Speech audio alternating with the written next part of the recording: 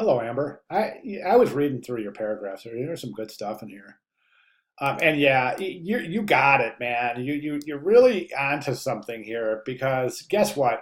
Trifold brochure still for me, and I will admit this freely, as a longtime designer, print designer, with well over 25 years experience, I still will say that some of the most difficult design out there is a trifold brochure.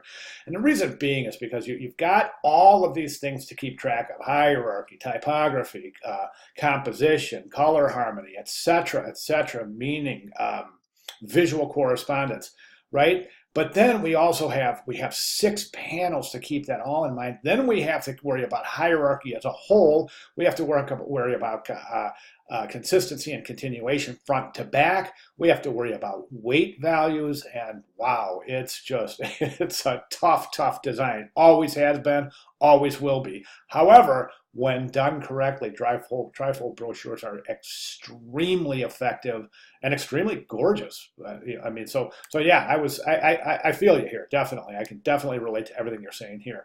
Um, okay, excellent. So yep, no questions here. I don't think there's anything that we really need to address specifically in the second paragraph. So let's jump over to the composition. All right, so I think that you're a little heavy on the front cover, the front panel. I do. I really do. I think that the image is overpowering everything on the front cover. So quite feasibly, you think about this front panel, and the front panel is really going to be the deciding factor.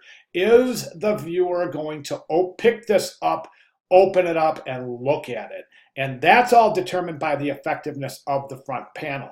So right now, I think that this image is so big. My fear is that somebody is just going to look at this brochure and to go straight to the cat, kind of look around, see what's going on in the background, okay, and then move on their merry way and get on with their day, right? So I think we can definitely avoid that. So what I would do is this: I would crop this image and use a much smaller image. I would really reduce a lot of this stuff right here. What I would do is this: I would just take this logo, bring it down to about right here, okay? Then I would just crop the image something like this, just cat's face, right? Then you can say, how can you help? All right, and you don't even really have to include these color bars here. You can include the tracks across the bottom. I think that's pretty cool. So, but just really eliminate a lot of stuff that's going on here, because the point of the front cover, the front panel, is for the viewer to look, gather the logo, gather the intent, basic intent of the brochure, and want to pick it up. Okay, so I think that we can do that. As I said, just logo, tagline, and then maybe the little pause, just in this color right here, not with these heavy bars right here. Then what you can do is you can take, this will be really fun. You can take those pause and invert them so they're pointed up like this, and use them for your bullets right here. I wouldn't continue it onto the back because I think that would be overkill, but I think it would be a nice continuation to see the pause here and then against up here for the bullets instead of the numbers. Okay, so and then the back cover, I think the back cover as well. I really don't think we need much more imagery. I think that we don't need that. I don't think we need that imagery right there. And back cover configuration can be, you're almost there. Don't have to include that copyright information there. I think that just seems a little bit overdone. But what I would do is this: I would take the image out. I would take this color bar out of the background. Present the color, the type in this color right here, the main corporate color. All right. So we have Alley Cat Alleys, and then just say contact. Then right down here, have your contact information, and then follow that up on the bottom with your social media icons. This is a nice looking page right here. A little bit of just a little bit of issue here. You've got this huge gaps between these words, and I just can't figure out why they're there. We see it there, we see it here, here, and here. Just these huge gaps. I would kern that down. I would definitely reduce the space between these letters right here. What and is, and trap, and then over here. Oh, here, mission, and then the space between R and values, the space between R and goals. Okay, looking pretty good, looking pretty good. That's good, that's good. You got to create a little bit of depth there. That's cool, that's nice and playful. Love the way that cat's playing with the rags on the type. I love that. That is so awesome. And this, again, is reinforcing depth, so that's beautiful. Typeset's good. Typeset's good. Your rags are good. Let's take a look at Yep, yep, typeset's darn good. Very good, very good.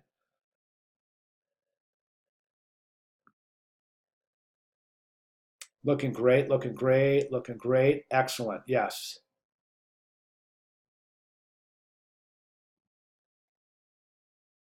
Okay, a little bit wide in your space between your subhead, your headline, and your where your body copy starts. That's a little wide. And actually, I think that your leading is a little bit loose. I would reduce the space in between lines in the headlines and in the subheads. Just just a touch, not much at all, not much at all, but just a little bit. Okay, old style figures and small caps. Boy, you want to take your typography to the next level. Go jump over to the announcements and take that tutorial, how to set old style figures, small caps, all caps, small caps, N dash, M dash, and dash. Take a look at that video tutorial and try to apply it. I think it would be fantastic if you had old style figures and then all caps here where applicable, MD for Maryland, and anywhere else in the interior that has an opportunity to present in small caps, US. Yeah, although that does look like it's small caps. Let me know. It's hard to tell right now. And then my final recommendation is this. I've got two final recommendations. One has to do with the visual weight associated with these kind of color blocks in the background. And the other has to do with your overall tracking.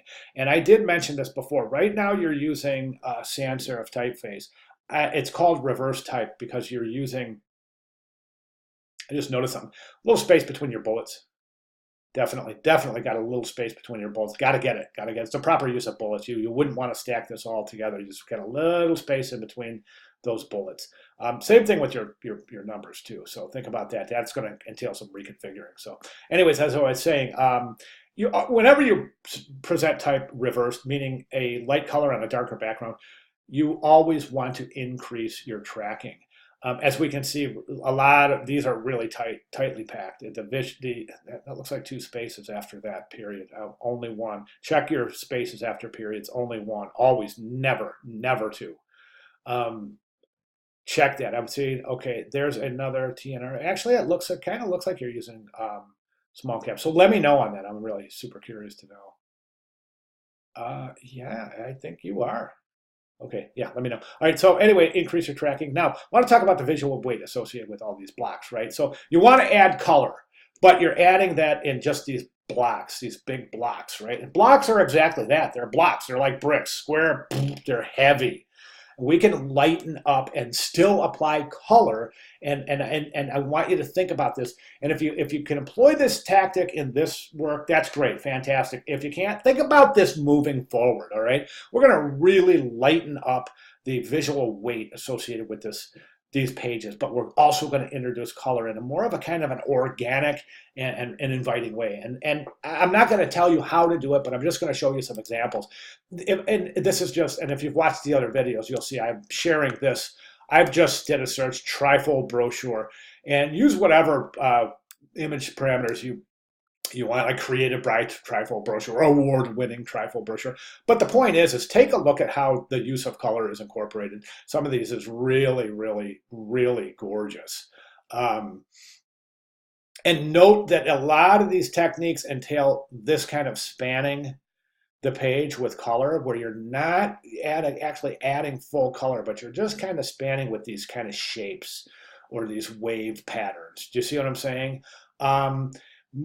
I think it's much more effective than just in even this, just with this little kind of contour right there. That just adds a lot more visual interest than if this were just this big block of color in the background, right? Think about that. Think about how that could possibly apply to your layout. All right, great job. Really good work. So if you have any questions at all, please let me know. I'll be glad to make any necessary clarifications. Okay, yeah, great job. Thank you very much for sharing.